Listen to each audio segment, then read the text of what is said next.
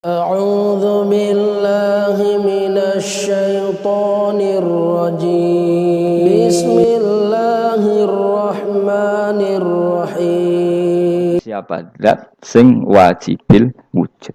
Itu satu filosofi yang luar biasa. Nah, kemudian setelah itu ada setan-setan kecil yang nganggur, yang iseng. Nah, itu nggak usah kamu perhatikan. Tinggal delok TV, ngopi, terus tinggal nyate kelata. Engko setan pingsan dhewe. Syukur-syukur stres dhewe. Dugaan saya setan saya wis pingsan, kurang gizi. Karena memang setelah itu setan goda gini. Lalu sebelum Allah jangan-jangan ada wujud yang lain. Jangan. Lalu Allah sendiri awal mulanya gimana? Kata Nabi, jika ada pertanyaan seperti itu kamu harus berhenti. Tinggal delok TV atau tinggal penting aja delok dangdutan. Ya kalau kepeksa ora apa-apa, kelasem ae. Saya tidak menghalalkan tapi kan sudah kamu lakukan.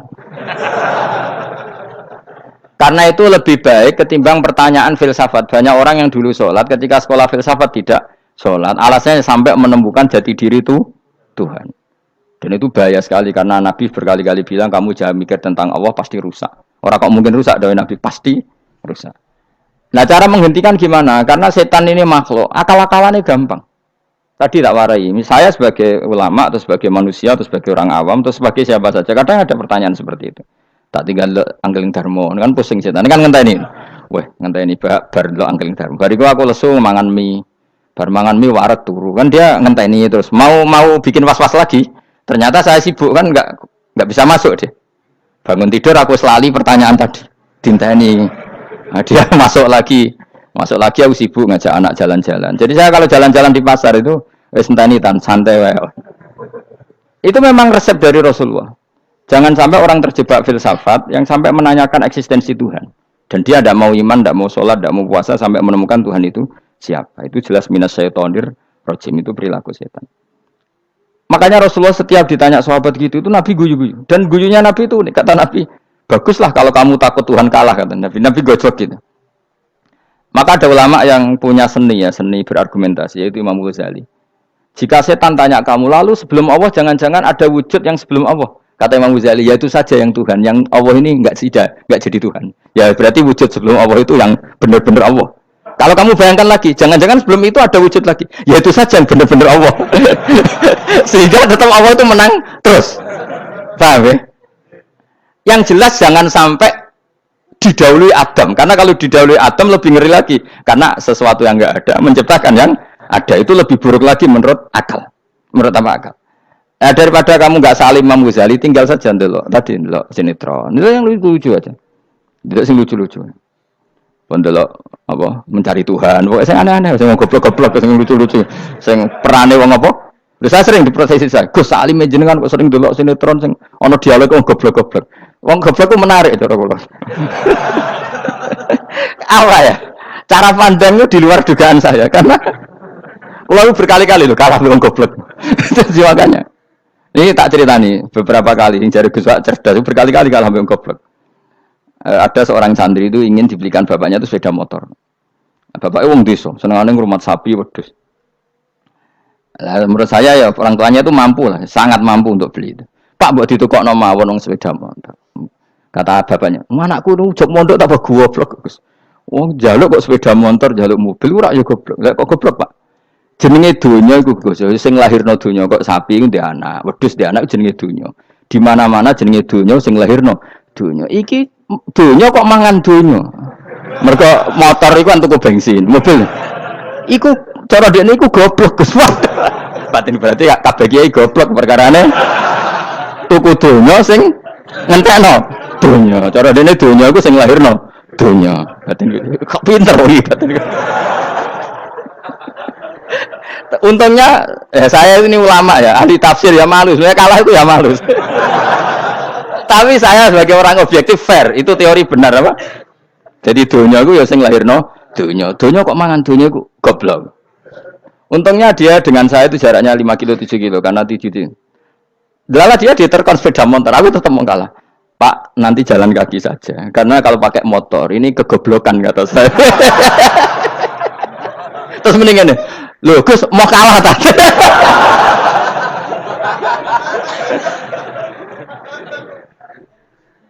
Wah kacau.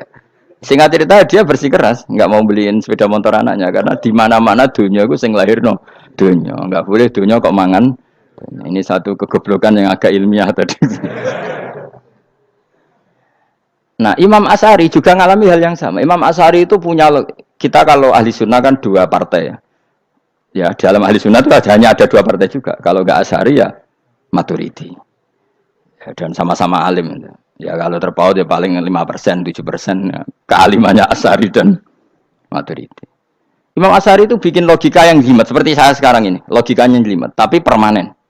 Jadi yang saya ajarkan tadi itu logika yang jelimet tapi apa? Permanen. Karena tadi alam raya ini kadung wujud.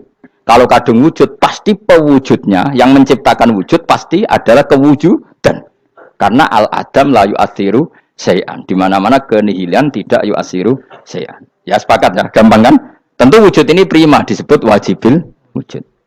Lalu Imam Asy'ari itu bersikeras. Kalau imanul muqallid itu tidak diterima. Terus banyak yang keberatan ulama, tapi Nabi nyatanya yaktafi bi imanil a'rab al khalina anin nadur. Nabi nyatanya mencukupkan imannya orang-orang Bedui yang mereka itu kayaknya tidak bisa mikir.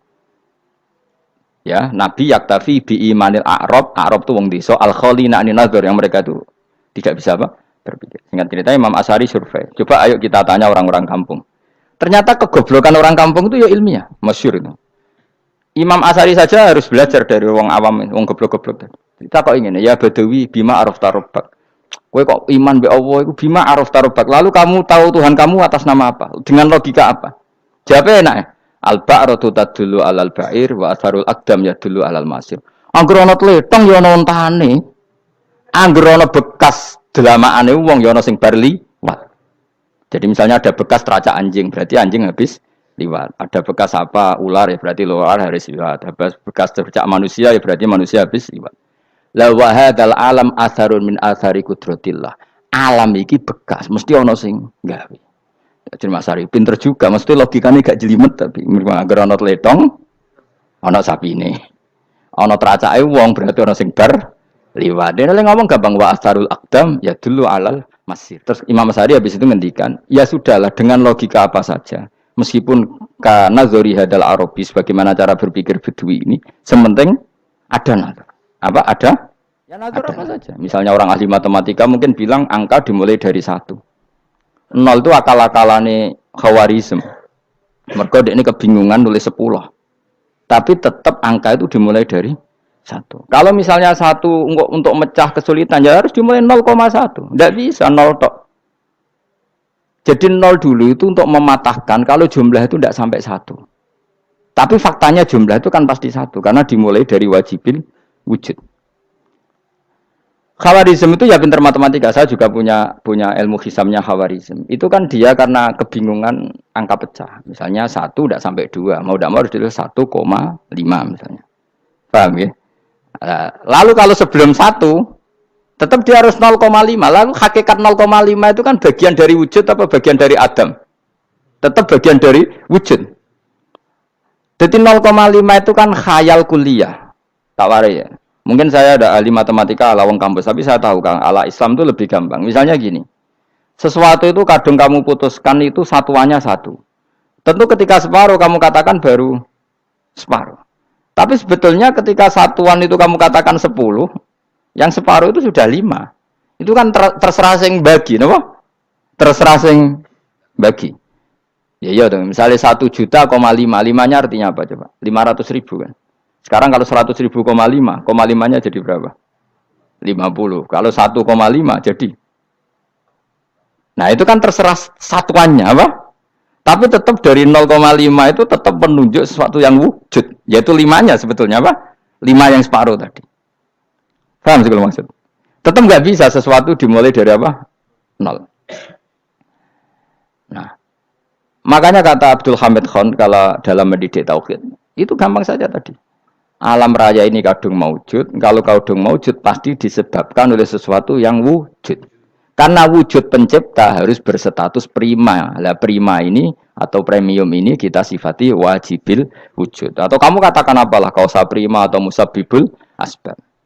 Nah kelirunya kita dalam berislam itu, kritiknya para ulama, kita ini nyebut Allah dulu baru menceritakan status Allah. Kalau zaman Nabi itu dibalik. Status wajibil wujud itu kita terangkan dulu, baru yang oleh Islam itu namanya Allah. Paham ya? Kan beda, misalnya gini logikanya gini, kamu ketemu orang ateis, saya ulang lagi, kamu ketemu orang ateis, terus kamu ditanya, lalu alam ini yang menciptakan siapa? Allah Jalla Jalaluh. Mesti kan tanya, man huwa Allah, Allah itu siapa? Kalau dulu Islam mengajarkan kayak gitu, surat pertama turun apa coba? Iqra. Iqra itu gak nyebut kata Allah. Iqra bismi rabbika. Rabbika itu siapa? Alladzi khalaq. Sebutlah nama Tuhan. Yang berhak menyandang Tuhan adalah zat yang pencipta. Itu tidak ada kata Allah. Di surat Mudatsir, surat kedua. Ya ayyuhal mudatsir kum fa'anzir wa rabbaka fakabbir. Bukan Allah fakabbir, wa rabbaka fakabbir. Sehingga cara berpikir gini dibalik. Sebutlah Tuhan kamu. Tuhan itu siapa? Yang berstatus Tuhan adalah zat yang berstatus pencipta.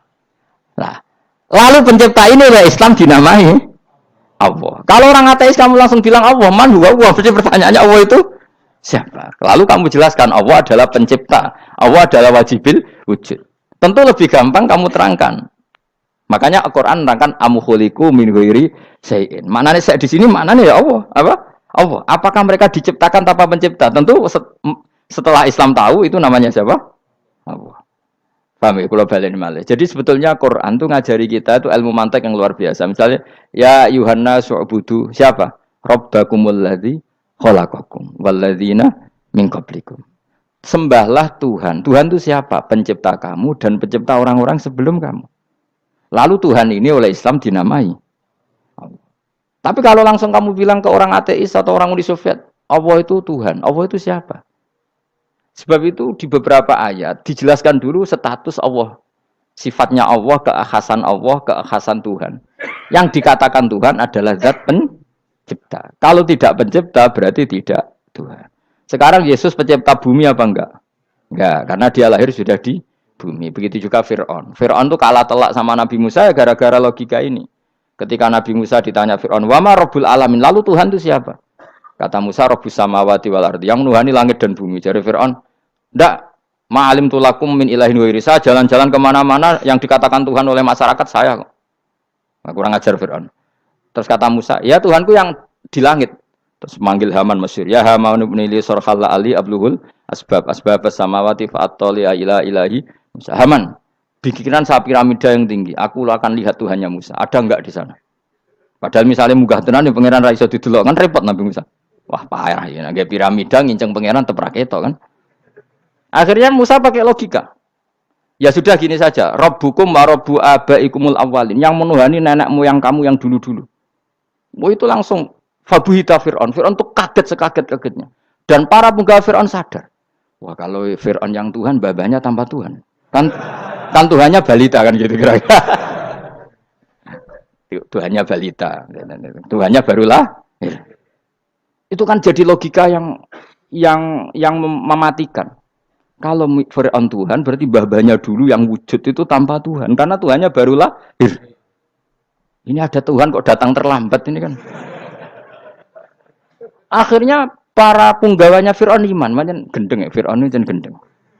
Itu pentingnya logika Rabbukum wa rabbu abaikumul awwalin.